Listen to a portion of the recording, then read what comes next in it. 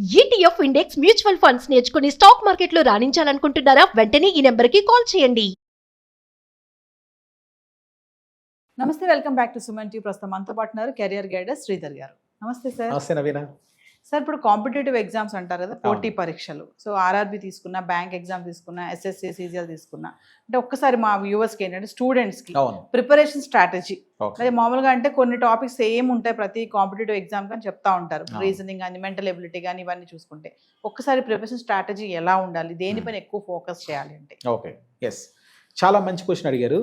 ఎందుకంటే పోటీ పరీక్షలు మనకి బ్యాంకు, ఎస్ఎస్సి, రైల్వేస్, తర్వాత ఇన్సూరెన్స్ కంపెనీస్, ఈ 4 డిపార్ట్మెంట్స్ మనం చూసామంటే సంవత్సరానికి కొన్ని వేల వ్యాకెన్సీస్, దాదాపుగా 60,000 వ్యాకెన్సీస్ ఎవ్రీ ఇయర్ ఫిల్ అవుతుంది. ఈ 4 to 5 సెక్టర్స్ అనుకోండి, 60,000 వ్యాకెన్సీస్. కేంద్ర ప్రభుత్వ ఉద్యోగాలే దాదాపుగా, నేను స్టేట్ గవర్నమెంట్ చెప్పలేదు, ప్రతి ఇయర్ ఫిల్ చేస్తున్నారు అన్నమాట. దీనికి common syllabus almost 3 main subjects: arithmetic, reasoning, English. General awareness ఒకటి తగులుతుంది జనరల్గా, అంటే దాంట్లో కరెంట్ అఫైర్స్, తర్వాత స్టాక్ జీకే కూడా ఉంటుంది అన్నమాట.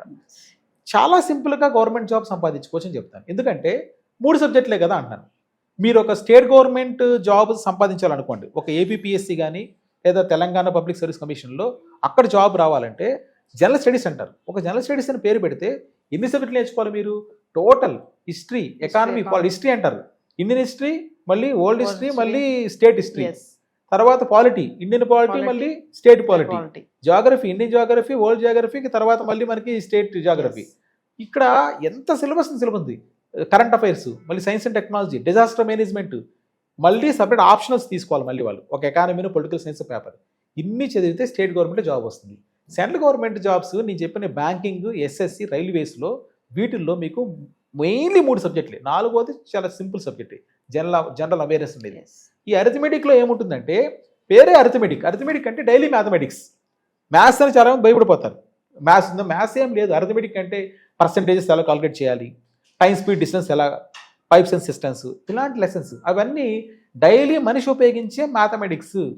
మీరు అనుకున్నట్టు జామెట్రీ, ఆల్జీబ్రాలు అవి లేవు. అవి ఎస్ఎస్సిలో 1 or 2 మాత్రమే ఉన్నాయి. బ్యాంక్ పరీక్షలో ఆ సిలబస్ లేదు. తర్వాత రీజనింగ్, నేను చెప్పిన 3 సబ్జెక్టులో అసలు అరిథమెటిక్ ఒకదానికే సిలబస్ ఉంది. సింపుల్గా చెప్పాలంటే రీజనింగ్ పెద్ద సిలబస్ లేదు 2వ సబ్జెక్ట్కి. ఎందుకంటే ఆ రీజనింగ్లో లాజికల్ రీజనింగ్ అని, మెంటల్ ఎబిలిటీని పిలుస్తున్నాము. సో అనలిటికల్ ఎబిలిటీ అని చెప్పి ఎలా పేరు పెట్టినా ఒకటి. ఆ రీజనింగ్లో blood relations, number series, alphabetical series, ఇవి వస్తున్నాయి. వీటికి సిలబస్ పెద్దగా లేదు అసలు, చాలా సింపుల్ అసలు. దాని మీరు ఒక పర్సంటేజెస్ లేకపోతే ఒక జామెట్రీ, ఆల్జీబ్రా, టెక్నామెట్రీ చదివినట్టు చదవాల్సిన అవసరం కూడా లేదు. ఇవి చాలా బేసిక్ అంతే. మిమ్మల్ని కూర్చోబెట్టి, మీరు ఇప్పుడు సబ్జెక్ట్ టచ్ లేకుండా ఉంటారు, మీకు కూర్చోబెట్టి 2 గంటల పాఠం చెప్పినా కూడా రీజనింగ్ ఈజీగా మీరు దాన్ని నేర్చుకునేగలుగుతారు. 3వది ఇంగ్లీష్. చిన్నప్పటి నుంచి నేర్చుకున్న అదే కదా, ఫస్ట్ క్లాస్ నుంచి ఇప్పుడు డిగ్రీ వరకు నేర్చుకున్నారు. ఏముంటుంది దానిలో? గ్రామర్, వొకాబులరీ అంటే వర్డ్స్, రీడింగ్ కాంప్రహెన్షన్, ప్యాసేజెస్, అంతే. సిలబస్ దీంట్లో కూడా పెద్ద లేదు. అంటే చాప్టర్ బట్టి కొట్టేది ఏమీ లేదు. ఒక్క అరిథమెటిక్ మాత్రమే చాప్టర్ వైజ్ ఉంది తప్ప మిగతా సబ్జెక్ట్స్కి పెద్ద సిలబస్ లేదు. కాబట్టి ఎప్పుడైతే సిలబస్ పెద్దగా లేదనుకుంటున్నారో మీరు ప్రిపరేషన్ మొదలు పెట్టండి. ఇక్కడ వీటిలో సక్సెస్ రావాలంటే ఒకటండి, పేషెన్స్ ఉండాలన్నమాట. స్టూడెంట్కి గవర్నమెంట్ జాబ్స్లో ఉద్యోగం కావాలంటే చాలామంది అని అడుగుతారు మీడియా వాళ్ళంతని. వాళ్ళకి నేనేం చెప్పను, ఇంటెలిజెన్స్ చెప్పను, ఏం చెప్పను. ప్రభుత్వ ఉద్యోగం కావాలా, ఫస్ట్ క్వాలిటీ పేషెన్స్. మా దగ్గరికి వచ్చి కూడా కోచింగ్ తీసుకోవాలంటే, సార్ మీ దగ్గర ఎలా అంటే పేషెన్స్ అంటే మీరు ఎగ్జామ్ రాశారు, మీరు మొదలు పెట్టారు ప్రిపరేషన్. ఇప్పుడు సబ్జెక్ట్స్ మీద కమాండ్ రావడం కోసము 6 months పడుతుంది మినిమం. అరిథమెటిక్, రీజనింగ్, ఇంగ్లీష్ నేర్చుకోవడానికి 6 నెలలు టైం పడుతుంది. 6 months నుంచి మీరు ఎగ్జామ్స్ మొదలు పెడతారు. సంవత్సరానికి 30 ఎగ్జామ్స్ పడుతుంది దాదాపుగా. బ్యాంకు, ఎస్ఎస్సి, రైల్వేస్ రెగ్యులర్గా పడతాను ఉంటాయి.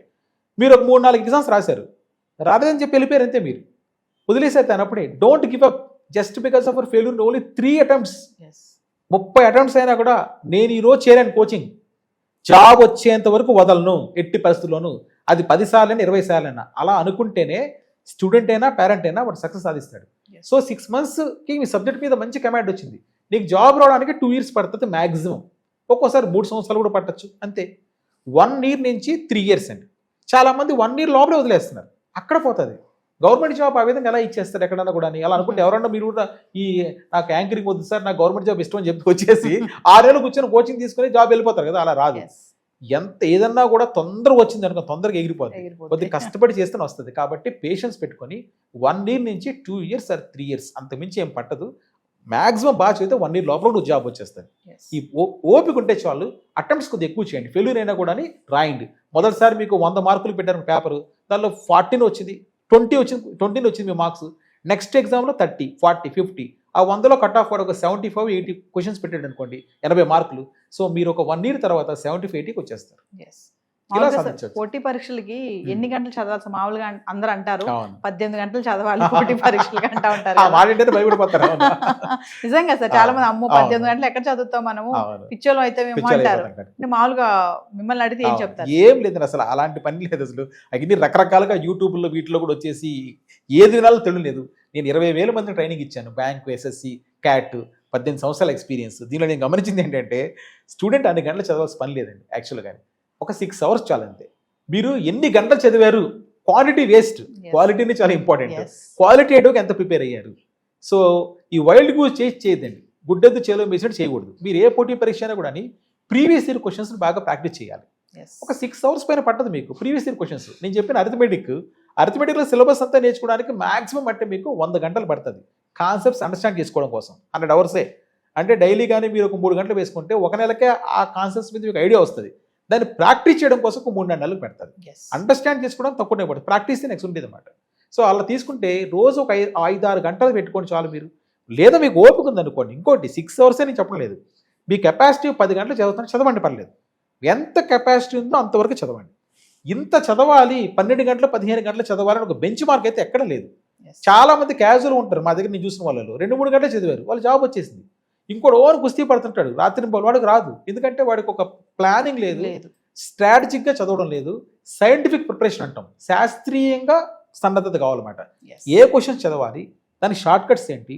ఇక్కడ ఏ పోటీ పరీక్షలైనా కూడా 2 టెస్ట్ చేస్తారు, speed and accuracy.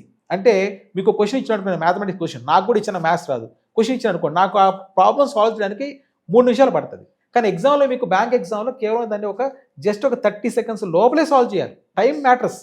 So speed and accuracy 2 కానీ డెవలప్ చేసుకుంటే మీరు ఖచ్చితత్వం ఉంది, కానీ స్పీడ్గా సాల్వ్ చేయాలి. ఈ 2 స్కిల్స్ కానీ చేసుకుంటే మీకు ఈజీగా సక్సెస్ పొందుతారు. Thank you sir.